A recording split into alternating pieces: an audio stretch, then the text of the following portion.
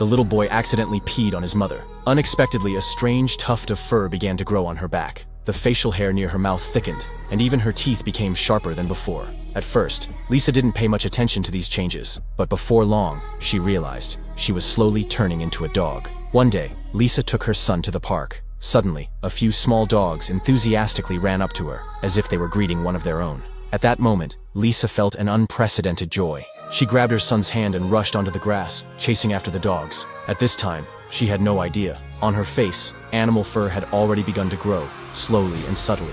That night, as Lisa was getting ready to wash up, she suddenly felt a sharp pain at the base of her spine. She lifted her shirt and was horrified to find the area where fur had grown during the day had swollen into a boil. Terrified, Lisa quickly grabbed a silver needle, heated it for sterilization, and forcefully punctured the boil. But to her shock, she pulled out a long, dense tuft of fur from inside. From that day on, Lisa's sense of smell became unnaturally sharp. She could even detect 8 different spices in a simple piece of cheese. She began to suspect, was she really turning into a dog? That night, Lisa was abruptly awakened by the sound of dogs barking. Half asleep, she walked outside and saw the same dogs she had met at the park standing at her doorstep, staring at her. Lisa thought they had come to play, so she happily approached them, but soon, she realized something was off.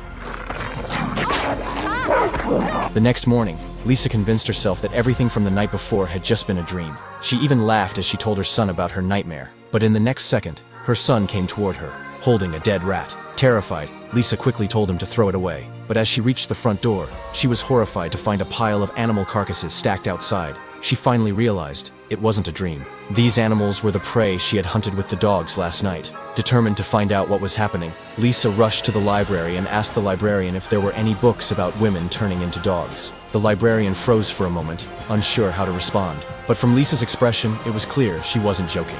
So, the librarian handed her a book titled Magical Women. Back home, Lisa eagerly flipped through the pages. The book described mysterious women in Peru who, after giving birth, would leave their families, build their own nests, and slowly transform into great birds that roamed the skies freely. After reading the book, Lisa seemed to understand why women turned into animals. One day, while eating out, the wooden chopsticks she was using suddenly snapped, but instead of asking the waiter for a new pair, she simply grabbed the food with her hands. For a child, this might be normal. They haven't yet learned how to use utensils. But for Lisa, it felt like she was unleashing something primal within herself. She devoured it in big bites, even letting out an involuntary bark. It wasn't until she noticed the strange looks from people around her that she snapped back to her senses, hurriedly wiping the food from her face.